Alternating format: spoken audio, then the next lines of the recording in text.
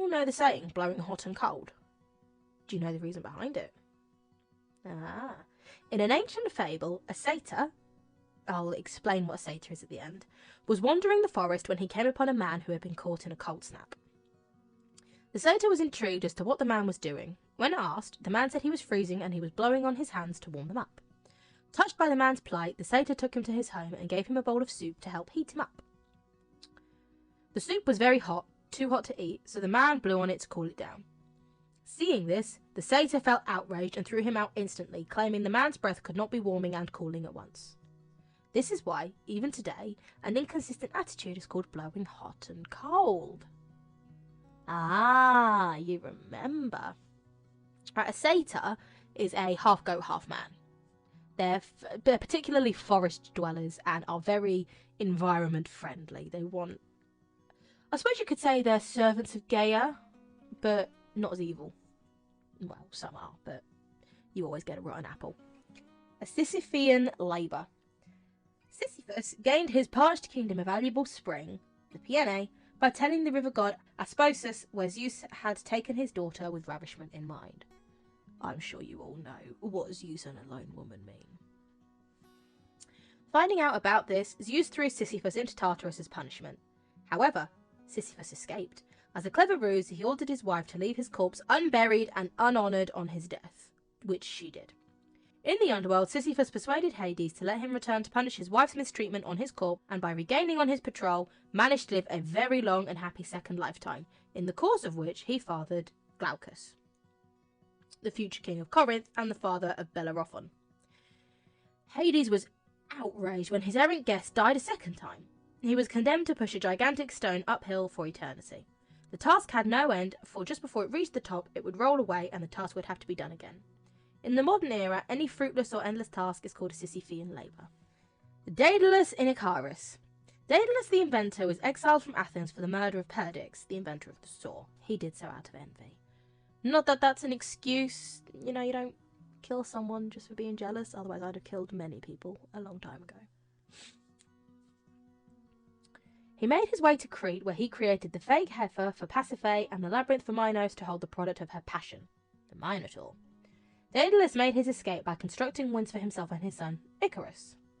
Daedalus warned his son not to fly too high, but Icarus ignored him. He flew so high that the heat from the sun melted the wax wings and he fell to his death. Listen to your parents, kids. Even if they are the most annoying people on earth, they always do what they do to protect you.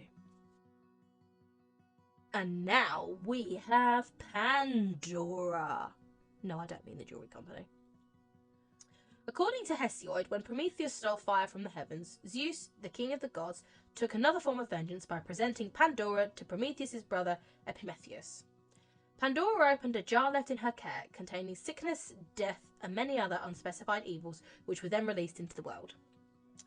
Though she hastened to close the container, only one thing was left behind: hope. From this story has grown the idiom to open a Pandora's box, meaning to do or start something that will cause many unforeseen problems. It's also known as to open a can of worms. God, the amount of times I've said to someone, you're going to open Pandora's box, or this is going to be a can of worms, or the amount of times someone said it to me as well, is I'd be a multi-millionaire. And now we've got Midas.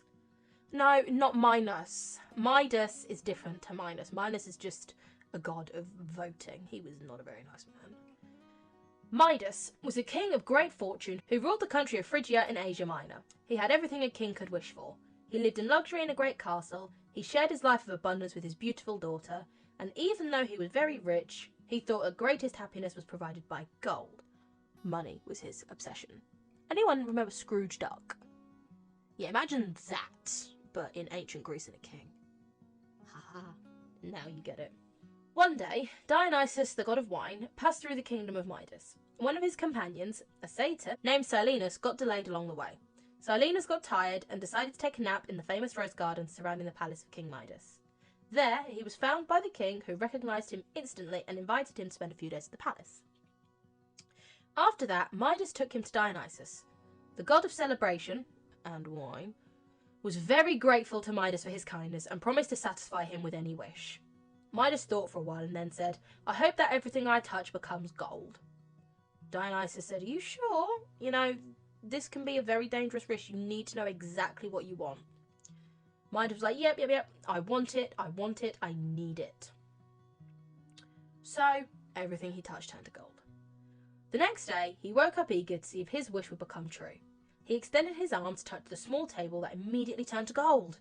He jumped with happiness. He then touched a chair, his carpet, his door, his bathtub, a table, and so forth. He sat at the table to have breakfast and took a rose between his hands to smell its fragrance. When he touched it, the rose became gold. Without even thinking, he ate a grape, but it also turned into gold. The same happened with a slice of bread and a glass of water. Suddenly he began to remember Dionysus's warning. Tears filled his eyes, and at that moment his beloved daughter entered the room. Midas went to hug her in despair, but the curse turned her into a gold statue. He was distraught. Despaired and fearful, he raised his arms and prayed to Dionysus to take this curse away from him. Dionysus heard and felt sorry for him. He told Midas that he personally couldn't get rid of the curse, but if he washed his hands in the river Pactolus, it would take it away. When he did so, he was astonished to see gold flowing from his fingertips. Interestingly, the ancient Greeks said they found gold on the banks of the river Pactolus. When Midas went home, everything he touched had become normal again, including his daughter. Remembering how fearful he felt, he decided to share his fortune with his people. From then on, he became a better person, far more generous and grateful for all the goods of his life. Finally, we've got Eros and Psyche. Or the Roman equivalent of Eros is Cupid, for those of you who didn't know. Psyche was a very beautiful young lady. In fact, she was so beautiful, no man would marry her, for in fear she would run off with another. She was admired like a golden statue. Her sisters, though still good-looking, married off rich kings and had lavish weddings. Psyche never married. In fact, she was so gorgeous that the goddess of love and beauty herself felt jealous. She instructed her son, Eros, to make Psyche fall in love with the ugliest man alive. Eros, on his way to do that, discovered Psyche and fell instantly in love with her and her beauty. They began to date. Unfortunately for the young couple, Aphrodite was not the only one trying to foul things up. Psyche had two sisters who were just as jealous, even though they were already married. Eros was a wonderful lover and husband to Psyche, but there was one very odd thing about their relationship. She wasn't to know what he looked like. Psyche didn't mind. She had a fulfilling life with her husband in the dark, and during the day, she had all the luxuries and love she could ever want. When her sisters learned about the luxurious, extravagant lifestyle of their lucky, beautiful sister, they urged Psyche to pry into the area of his life that Psyche's husband kept hidden. Eros was a god, and as beautiful as he was, he did not want his mortal wife to see his form. Does anyone remember what happened with Zeus and Dionysus' mother? She requested the exact same thing and was burnt to a walker's crisp. Psyche's sister didn't know he was a god, although they may have suspected it. However, they did know that Psyche's life was much happier than theirs, and knowing their sister well, they preyed on their insecurities and persuaded Psyche that her husband was a hideous monster. What evil, twisted cowbags. Cinderella much. Psyche assured her sisters they were wrong, but since she'd never seen him, she started having doubts. Psyche decided to satisfy the girl's curiosity, and so one night she used a candle to look at her sleeping husband. His divine form was exquisite. Psyche stood there transfixed on the beauty, while her candle began to melt. While she dawdled, a bit of wax dripped onto her husband. He abruptly awakened, irate, disobeyed, and injured. He flew away and didn't go back. See, I told you she was a no-good human, said Mother Aphrodite to her recovering son, Eros. Now you'll have to be condemned among the gods. Eros might have gone along with the separation, but Psyche couldn't. Impelled by the love of her beautiful husband, she implored her mother-in-law to give her another chance. Aphrodite agreed, but there were conditions. Let's be honest, people, when does a Greek god play fair? Aphrodite had no intention of doing so. She devised 4 tasks, not 3 as conventional in mythic hero quests, each more task exacting than the last. Psyche passed the first 3 challenges, but the last task was far too much. The 4 were: sort a huge amount of barley, millet, poppy seeds, lentils, and beans. Ants were allowed to help her sort the grains within the time allotted. Gather a hank of wool at the shining golden sheep. A reed tells her how to accomplish this task without being killed by the vicious animals. Fill a crystal vessel with the water of the spring that feeds the Styx and the Cocytus. An eagle helped her out during this task. And finally, she had to bring her back a box of Persephone's beauty cream. I'm not even joking. Going to the underworld was a challenge for the bravest of Greek mythological heroes. Demigod Hercules could go to the underworld with ease, but human Theseus had trouble and had to be rescued by Hercules. Psyche, however, was confident when Aphrodite told her she would have to go to the most dangerous region known to mortals. The voyage was easy, especially after a speaking tower told her how to find the entry to the underworld, how to get around Charon and Cerberus, and how to behave before the underworld queen. The part of the fourth task that was too much for Psyche to bring back was the beauty cream. The temptation was too great to make herself more beautiful. To use the cream, she procured. If the perfect beauty of the perfect goddess Aphrodite needed this underworld beauty cream, Psyche reasoned, how much more would it help an imperfect mortal woman?